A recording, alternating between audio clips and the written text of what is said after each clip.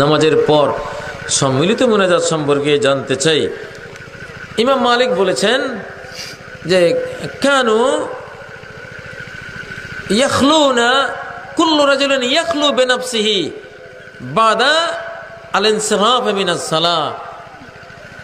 সাহাবায়ে কেরাম তাদের অভ্যাস ছিল সালাম ফিরাবার পরে প্রত্যেকে পার্সোনাল জিকিরে লেগে যেতেন, আর সামষ্টিক কোনো ইবাদত সালাম ফিরাবার পরে আর নাই, কোনো দলবদ্ধ মুনাজাত নাই, দলবদ্ধ কিছুই নেই। এখন ব্যক্তিগতভাবে সবাই জিকির আজকাল শুরু করবে। এই জন্য মুহাদ্দিসিনরা সবাই সালাম ফিরাবার পরে কি করতে হবে? বাবু জিক্রে বাদাস সালাহ, সালাতের পর জিকিরের অধ্যায়। হাদিসের কিতাবগুলি খুলুন, দেখবেন বাবু জিক্রে বাদাস সালাহ, সালাতের পর জিকির, সালাতের পর সম্মিলিত মুনাজাত না। এখন সালাতের পর কি করতে হবে? কোরআনেও প্রসঙ্গটি এসেছে। সূরা নিসার 103 নম্বর আয়াতে আল্লাহ ক্লিয়ার করে দিয়েছেন যে সালাত শেষে কি করবা। আল্লাহ বলছেন সূরা নিসার 103 নম্বর আয়াত, ফাইজা কদাইতুমুস সালাতা ফাযকুরুল্লাহ, যখন সালাত শেষ করেছো এখন আল্লাহ জিকির করো। কি করো? জিকির করো।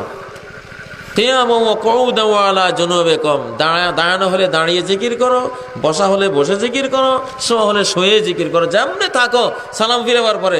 এখন দায়িত্ব কি তোমার? জিকির করা। সেই জিকিরগুলি নবীজি করেছেন। কি জিকির? সালাম ফিরিয়ে আস্তাগফিরুল্লাহ আস্তাগফিরুল্লাহ আস্তাগফিরুল্লাহ 3 বারে জিকিরটা করেছেন।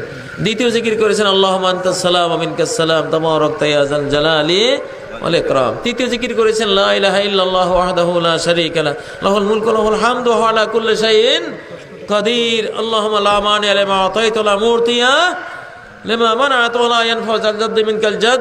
চতুর্থ জিকির করেছেন আল্লাহুম্মা আ'ইন্নী আলা যিকরিকা ওয়া শুকরিকা ওয়া হুসনি ইবাদাতিক। পঞ্চম জিকির করেছেন লা ইলাহা ইল্লাল্লাহ ওয়া লা না'বুদু ইল্লা ইয়াহু। এই যে লম্বা একটা জিকির, এটা করেছেন। তারপর ষষ্ঠ জিকির করেছেন সুবহানাল্লাহ 33 বার, আলহামদুলিল্লাহ 33 বার, আল্লাহু আকবার 34 বার। সপ্তম জিকির করেছেন আয়াতুল কুরসি। সপ্তম জিকির করেছেন 3 কুল, সূরা ইখলাস, সূরা ফালাক, সূরা নাস। অষ্টম জিকির করেছেন সুবহান রাব্বিকা রাব্বিল ইজ্জাতি আম্মা ইয়াসিফুন ওয়া সালামুন আলাল মুরসালিন ওয়ালহামদুলিল্লাহি রাব্বিল আলামিন। এগুলি এক একটা জিকির এত বড় ফজিলতপূর্ণ। আয়াতুল কুরসি সম্বন্ধে বলছেন যে মান করা আয়াতুল কুরসি দুবারা সালাওয়াতিল মাকতুবাত লাম ইয়ামনাহু মিন দুখুলিল জান্নাতি ইল্লা ইয়ামুত। 5 ওয়াক্ত ফরজের পরে পরে যে ব্যক্তি আয়াতুল কুরসি পড়বে তার জান্নাতে যাওয়ার বাকি হলো শুধু মৃত্যুটা। মৃত্যুর সাথে সাথে জান্নাতে চলে যাবে।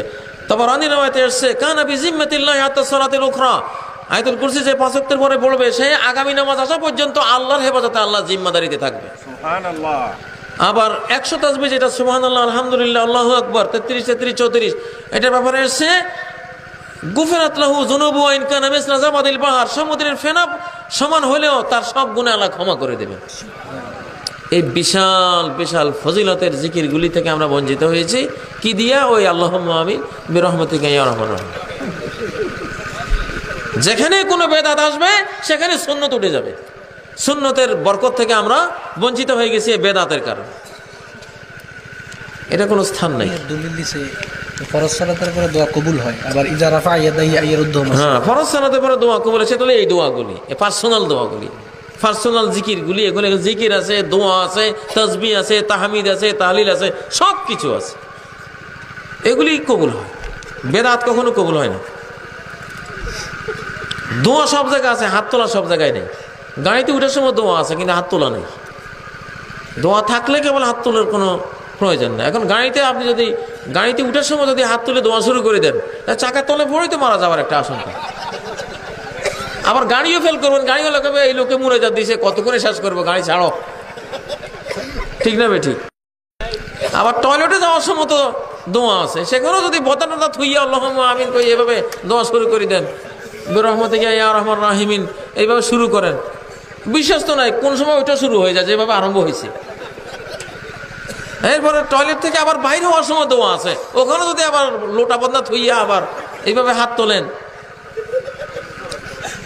তাহলে এইভাবে মুখে মুছতে গেলে, বাম হাত মুছতে গেলে তো মুখেরও সমস্যা। সব জায়গায় হাত তোলার নাই, কিন্তু সব জায়গায় কি আছে? দোয়া আছে, জিকির আছে। আমাদের গ্রামে